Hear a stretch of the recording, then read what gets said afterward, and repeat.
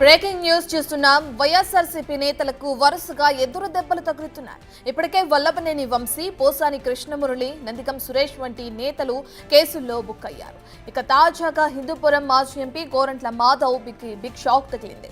గోరంట్ల మాధవ్ నివాసానికి వెళ్లిన Vijayawada cyber crime పోలీసులు ఆయనకు సెక్షన్ 35/3 BNSS కింద నోటీసులను చేశారు.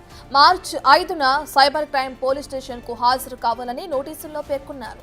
2024 నవంబర్ 2వ తేదీన సైబర్ క్రైమ్ PS లో మహిళా కమిషన్ మాజీ చైర్మన్ వాసిరెడ్డి పద్మ ఫిర్యాదు చేశారు. దీంతో ఆయనపై పలు సెక్షన్ల కింద పోలీసులు కేసు నమోదు చేశారు. ఓ ఇంటర్వ్యూలో పోక్సో కేసులో బాధితురాలి పేరు గోరంట్ల మాధవ్ చెప్పారని ఆయనపై కేసు నమోదు చేశారు.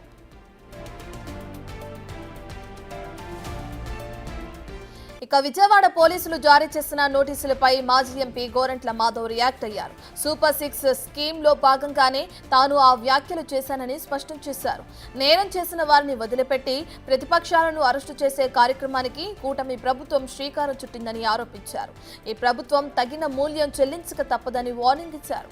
ఇక అతి త్వరలోనే అంతర్యుద్ధం తప్పదన్నారు. 5వ తేదీన విచారణకు రమ్మన్నాను. లాయర్ల సలహా తీసుకుని పోలీసుల విచారణకు వెళతానని చెప్పారు.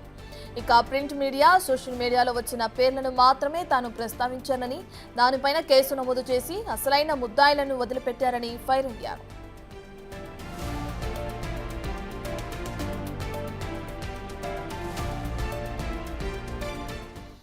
గోరంట్ల మాధవ్ పై నమోదైన కేసుకు సంబంధించిన పూర్తి డీటెయిల్స్ అందించడానికి మా ప్రతినిధి యోగానంద్ అందుబాటులో ఉన్నారు. రైట్ యోగానంద్, ఇప్పటికే ఆయనకి నోటీసులు జారీ చేయడం, విచారణకు హాజరు కావాలని ఆ నోటీసుల్లో పేర్కొనడం కూడా మనం చూస్తున్నాం. ఏ సెక్షన్ కింద కేసు నమోదు చేశారు, ఇంకా నోటీసులు ఎటువంటి అంశాలు పొందుపరచడం జరిగింది? అనంతపురం జిల్లాలో నిన్న కాసేపు ఉద్రిక్త వాతావరణం నెలకొంది. హిందూపురం మాజీ ఎంపీ గోరంట్ల మాధవ్ నోటీసులు ఇచ్చేందుకు నిన్న విజయవాడ సైబర్ క్రైమ్ పోలీసులు పెద్ద ఎత్తున ఇంటికి చేరుకోవడంతో ఆయన ఇంటి వద్ద కార్యకర్తలు, మీడియా హడావిడి కూడా భారీగా పెరిగిపోయింది. అయితే నవంబర్లో గత ఏడాది నవంబర్లో ఒక అత్యాచార బాధితురాల పేరుని ప్రెస్ మీట్ లో వ్యాఖ్యానించారంటూ కూడా మాజీ మహిళా కమిషన్ చైర్మన్ వాసిరెడ్డి పద్మ ఇచ్చిన ఫిర్యాదు మేరకు ఆయనపై పోలీసులు కేసు నమోదు చేశారు. దీని గురించి మరింత మాధవ్ గారిని అడిగి తెలుసుకునే ప్రయత్నం చేద్దాం. సార్ చెప్పండి, మీకు నోటీస్ నేను వచ్చారు, ఆ నోటీసులో ఏముంది, ఎన్ని గంటలకు మీ ఇంటికి వచ్చారు సార్? నిన్న సాయంకాలం ఇంటికి రావటం జరిగింది. వచ్చి మీ పైన కేసు రిజిస్టర్ అయింది, నోటీసులు తీసుకోవాలా, 5వ తారీఖు నాడు విజయవాడకు హాజరు కావాలనే ఉద్దేశంతో నోటీసును ఇవ్వడం జరిగింది. ఆ నోటీసును నేను తీసుకుని 5వ తారీఖు నాడు వీలైతే నేను వస్తా, లేని పక్షంలో నా కార్యక్రమంలో నా బిజీ షెడ్యూల్గానే ఉంటే షెడ్యూల్ని ఒకసారి చూసుకొని మళ్ళీ తెలియజేస్తాననే మాటను చెప్పడం జరిగింది. ఖచ్చితంగా నేను పోలీసుకు కానీ, కోర్టులకు కానీ, చట్టాలకు కానీ సహకరిస్తానని ఈ సందర్భంగా తెలియజేస్తాను. ఇప్పటికే నందిగం సురేష్, అలాగే వల్లభనేని వంశీ, నిన్న పోసాని కృష్ణమురళి, తర్వాత మీకు నోటీసులు రావడం, ఇదంతా ఏం చేస్తారు? మనం ఒకసారి గమనిస్తే ఈ రాష్ట్రంలో రాజ్యాంగం కానీ, ప్రజాస్వామ్యం కానీ, ప్రతిపక్షం కానీ, ప్రశ్నించే గొంతు కానీ ఏమీ ఉండకూడదు అన్నది ఈ ప్రభుత్వ ఉద్దేశంగా మనం భావించవచ్చు. రాష్ట్ర ప్రజలు కూడా అదే భావనతోనే ఉన్నారు. ఈవెన్ ప్రతిపక్షం లేకుండా ఏకపక్షము అంటే రాజరికము, ఇది నవాబుల పరిపాలనను అనుకుంటున్నారో ఏమో చంద్రబాబు నాయుడు గారు.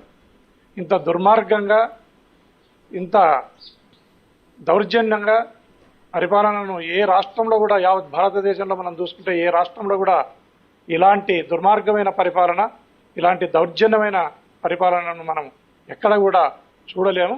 ఇది చాలా బాధాకరం. ఒక అత్యాచార బాధితుల పేరు ప్రెస్ మీట్ లో ప్రస్తావించారు సార్, ఎందుకంటే మీరు ఒక మాజీ పోలీస్ అధికారిగా పనిచేశారు కాబట్టి అడుగుతున్నాం.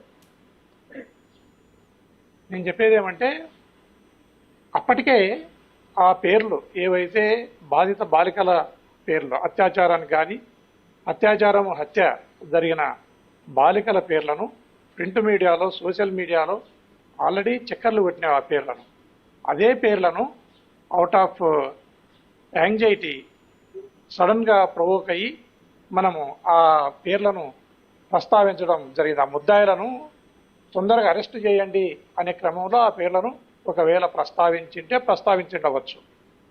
దాన్ని అసలు ముద్దాయిలను వదిలేసి ఇంతవరకు ముద్దాయిలను అరెస్ట్ చేయలేదు. కర్నూలు జిల్లా ముచ్చమరిలో జరిగిన ఏదైతే ఘటన ఉందో దాంట్లో ఇంతవరకు ఆ కేసులో ముద్దాయిలను కూడా అరెస్ట్ చేయలేదు. ముద్దాయిలను అరెస్టు చేయలేదు, ఇదేమి ప్రభుత్వము అని ప్రశ్నించిన నన్ను అరెస్టు చేస్తామని చెప్పి పోలీసు వాళ్ళు ఇంటికి రావడం అనేది చాలా హాస్యాస్పదము. ఇది ఇంకా ప్రభుత్వ దుర్మార్గానికి, దౌర్జన్యానికి పరాకాష్ఠగా మనం భావించవచ్చు. అంటే మార్చి 5న విచారణకు వెళ్తారా? విజయవాడకు వెళ్తే అరెస్ట్ చేసే అవకాశం ఉందని వస్తున్నాయి. అరెస్ట్ చేయడం భయపడుతున్నారు. నేను పోలీస్ వ్యవస్థలో నుంచి వచ్చినోన్ని, చట్టాలను ఖచ్చితంగా గౌరవిస్తా, పోలీస్ వ్యవస్థను గౌరవించి పోలీసుకు నేను సహకరిస్తా. నిజంగానే నేను ప్రెస్లో మాట్లాడిన విషయం అరెస్టుకు లేదా రిమాండ్ చేయడానికి తగిన విధంగా ఉంది ఈ కేసు అని పోలీసు భావిస్తే అరెస్టు చేయవచ్చు, లేదంటే పోలీసు బెయిల్ మీద రిలీజ్ చేయవచ్చు, ఏదైనా చేయవచ్చు. నేను అన్నిటికీ సిద్ధంగా ఉన్నా. నేను ఖచ్చితంగా పోలీస్ ఇన్వెస్టిగేషన్కి కోఆపరేట్ చేస్తాను. మీరు ముందే ఊహించారా నోటీసులు వస్తాయి లేదా పోలీసులు వస్తారు, మన ఇంటి కేసులు మన మీద బుక్ అయ్యాయి, ముందే వస్తాయని ముందే ఊహించారు? సరే, నేను పోలీసు కేసు రిజిస్టర్ చేసినారు. ఇన్వెస్టిగేషన్లో భాగంగా పోలీసులు రానివచ్చు, లేదా వచ్చి ఒక సమ్మనో నోటీసు ఇచ్చిపోవచ్చు అని భావించడం జరిగింది.